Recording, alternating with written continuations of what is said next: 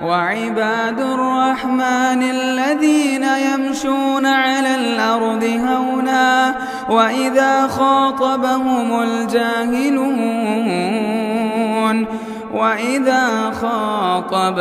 الجاهلون قالوا سلاما. السلام علیکم ورحمۃ اللہ وبرکاتہ. الحمد للہ رب العالمین والصلاة والسلام علی سید الانبیاء والمرسلین، اما بعد. اللہم صلی علی محمد وعلی آل محمد کما صلیت علی ابراہیم وعلی آل ابراہیم انک حمید مجید. اللہم بارک علی محمد وعلی آل محمد کما بارکت علی ابراہیم وعلی آل ابراہیم انک حمید مجید. محترم سامعین کرام، ہم لوگ جنگ احد کے بارے میں سن رہے تھے اور کافی دنوں سے اس پر باتیں ہوئی اور آپ سب نے جنگ احد کے بارے میں سنے اور کچھ جانکاری حاصل کی. اب بات یہاں پر پہنچی کہ یہ جو اتنی بڑی جنگ ہوئی تھی جنگ احد، اس میں کس کی شکست ہوئی تھی، کون ہارے تھے اور کون جیتے تھے، اس تعلق سے آج بات کریں گے. اگر اہل سیر کی بات کریں، سیرت نگاروں کی بات کریں،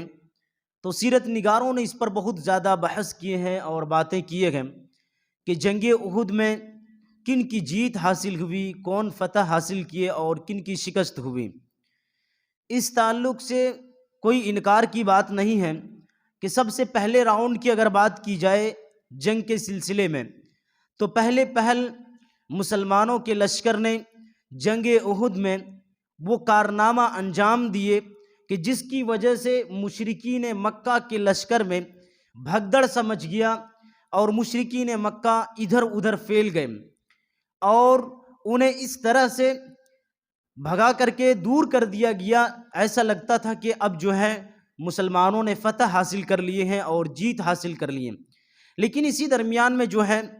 خالد بن ولید جو ابھی مسلمان نہیں ہوئے تھے، وہ اپنے لشکر کو پیچھے سے لے کر کے آتے ہیں اور جتنے لوگ ادھر اسلامک لشکر میں حملہ کر رہے تھے اور لڑائی کر رہے تھے، پیچھے سے ان پر حملہ کرتے ہیں اور وار کرتے ہیں، جس کی وجہ سے آہستہ آہستہ اسلامک لشکر کو جو ہے بکھیر کر کے رکھ دیتے ہیں. تو پہلے راؤنڈ کی بات کی جائے تو مسلمانوں نے اس میں بہت جوامردی کے ساتھ لڑے اور ایک طرح سے جیت کے قریب پہنچ چکے تھے. لیکن اگر دوسرے راؤنڈ کی بات کریں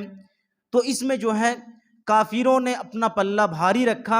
اور یہ پلہ جو ہے آخر تک ان کا بھاری رہا. دوسرے راؤنڈ میں یہاں تک ہو چکا تھا کہ مسلمانوں کا ایک گروہ جو ہے مدینہ تک، جو بہت ہی کم ہی دوری پر وہاں سے مدینہ ہے، تو مدینے میں جا کر کے کچھ لوگ گھس چکے تھے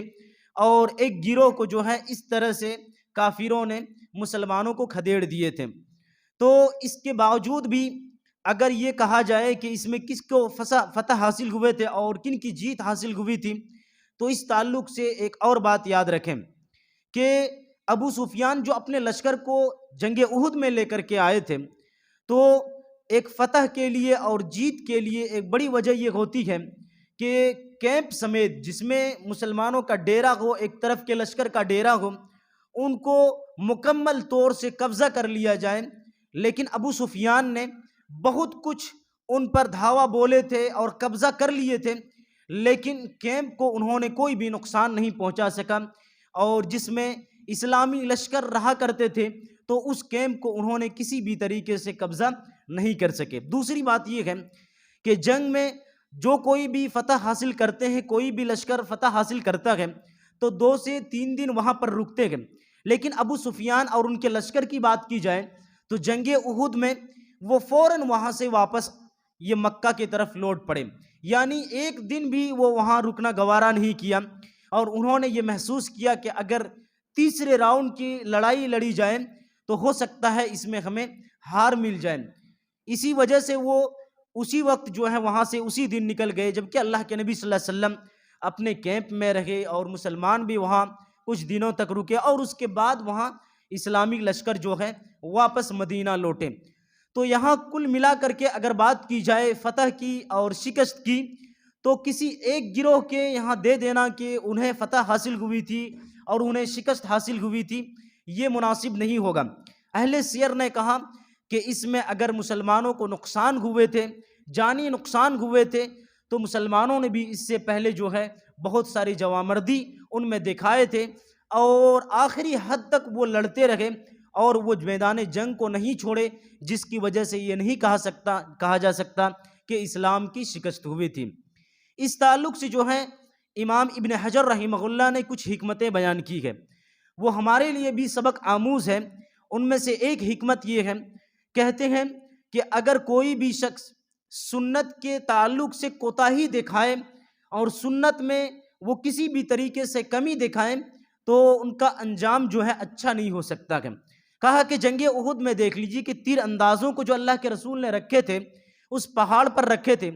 ان تیر اندازوں نے اللہ کے نبی صلی اللہ علیہ وسلم کی بات کی کہیں نہ کہیں جو ہے انہوں نے کوتاہی برتی، اور وہاں سے وہ لوگ واپس آ گئے اور اس سے نیچے آ کر کے مال غنیمت کی طرف بڑھ چکے، جس کی وجہ سے خالد بن ولید آئے اور آ کر کے اسلامک لشکر پر حملہ کیے۔ تو کہا کہ یہاں پر سنت کی اہمیت ظاہر ہوتی ہے کہ کس طرح سے اللہ کے نبی صلی اللہ علیہ وسلم کی سنت کو جو ہے اہتمام کرنا چاہیے، اور نبی صلی اللہ علیہ وسلم کی سنت کو ماننا چاہیے۔ ہمیں بھی اپنی زندگی میں جو ہے نبی صلی اللہ علیہ وسلم کی سنت کو اسی طرح سے ویلو دینا چاہیے اور اہمیت دینا چاہیے۔ ہو سکتا ہے کہ ہماری ایک نبی صلی اللہ علیہ وسلم کی ایک سنت سے ہماری زندگی سدھر جائے، اور ایسا بھی ہو سکتا ہے کہ اگر ہم نے انکار کے طور پر ایک سنت کو چھوڑ دیے تو ہماری زندگی بھی برباد ہو سکتی ہے۔ اسی طرح سے ایک حکمت یہ بھی بیان کی گئی کہ یہ بھی ہو سکتا ہے کہ اللہ رب العالمین جو ہے یہ جو جنگ ہوتے ہیں اس میں کبھی کبھی مسلمانوں کو جو ہے شکست بھی مل سکتے ہیں، وہ اس لیے تاکہ اگر مسلمانوں کے بیچ میں کوئی منافق ہو جو ایمان کو ظاہر کرتا ہو لیکن وہ حقیقتاً مومن نہ ہو، تو اس وقت وہ جو ہے ان کا ایمان ظاہر ہو جائے گا، اور ان کے دل کی جو بات ہوگی وہ مکمل طریقے سے پتہ چل جائے گا کہ ان کے دلوں میں کیا چل رہا ہے۔ ہوا بھی ایسے ہی کہ ظاہری طور پر جو مسلمان وہاں پر جانی نقصان ہوئے تھے تو منافقوں نے جو ہے بہت گریہ وزاری کرنے لگے، اور جو ہے اپنے اندر کی جو بات تھی ان کو ظاہر کر کے دکھا دیا۔ اور دوسری بات یہ ہے کہ اگر مکمل شکست ہوتے رہے تو نبی کو بھیجنے کا جو مقصد ہوتا ہے اللہ رب العالمین کا وہ بھی ختم ہو جائے گا۔ تو اس طریقے سے اگر بات کی جائے تو اللہ رب العالمین کی کچھ حکمت تھی جس کی وجہ سے دوسرے راؤنڈ میں جو ہے مسلمانوں کو اس طرح سے جانی نقصان ہوئے تھے، اور اللہ رب العالمین یہ بھی چاہتے تھے کہ کچھ انہیں آزمایا جائے، کچھ انہیں ٹیسٹ لیا جائے، اور اس کے بعد اللہ رب العالمین نے جو آپ دیکھیں کہ زندگی میں اللہ رب العالمین نے کس طرح سے صحابہ کرام کی زندگی کو کامیاب بنائے اور انہیں کامیابی سے نوازے۔ اللہ رب العالمین سے ہم دعا کرتے ہیں کہ اللہ تبارک و تعالی ہم تمام لوگوں کو سنت کا اہتمام کرنے اور سنت کے مطابق زندگی گزارنے کی توفیق نصیب فرمائے۔ آمین۔ وآخر دعوانا الحمد للہ رب العالمین۔